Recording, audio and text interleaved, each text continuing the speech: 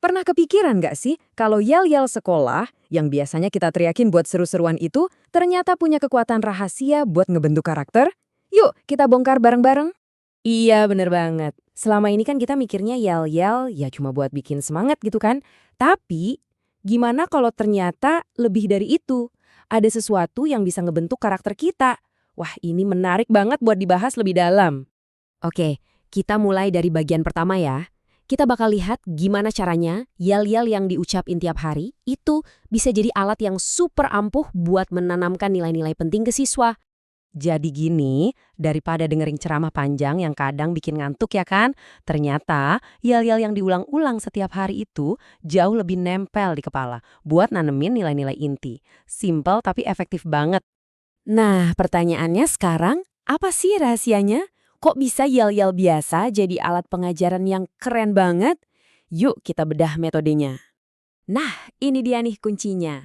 Ada seorang guru, namanya Pak Ahmad Facudin. Beliau ini yang punya ide cemerlang, yaitu menghubungkan yel-yel sekolah dengan sebuah sistem manajemen profesional. Keren banget kan idenya? Siapa yang nyangka coba? Sebuah sistem yang asalnya dari dunia industri, ternyata nilai-nilainya itu cocok banget buat ngebentuk siswa jadi lebih disiplin dan tanggung jawab. Luar biasa.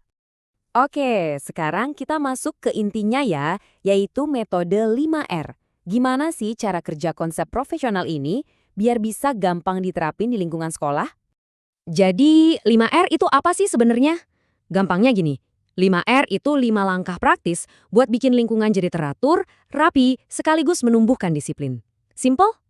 Nah, ini dia 5 pilarnya. Ada ringkas, rapi, resik, rawat, dan rajin.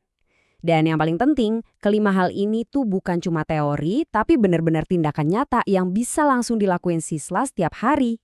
Disinilah letak kekuatannya, pengulangan.